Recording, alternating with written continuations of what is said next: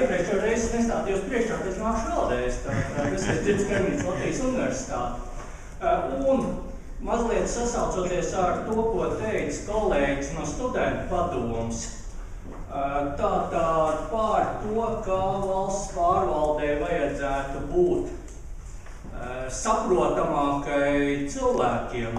Tādu vienkārši ideju, nepārāk jaunu, apmēram 10 gadus, tātad kā tajā pašā kaut vai portālā Latvija LV ievies sadaļu Man dzīves notikumi.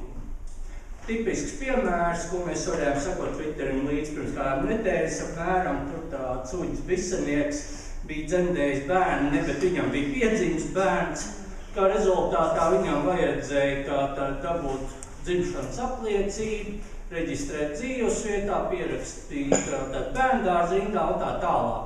Tātad šādi dzīves notikumi, ko man darīt konkrētā situācijā. Piedzima bērns, mainu dzīves vietu, pārdodu mašīnu, gribu studēt, gribu precēties, nezinu, esmu nomirs galā beigās. Ko šādā situācijā man darīt? Pirmkārt, soli pa solim, kas ka būtu jādara, kādi ir pakalpojumi, kas attiecīgi, ko man tur valsts piedāvā, ja kas man no valsts ir tajā brīdī jāņem vai jāizmanto.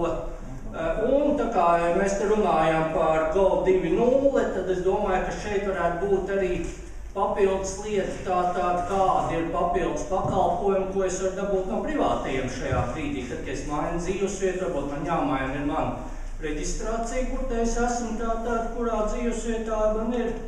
Un otrkārt, man šajā brīdī interesē firmas, kas piedāvā mēbeļu pārvietošanas pakalpojumus no punkta A uz punktu B.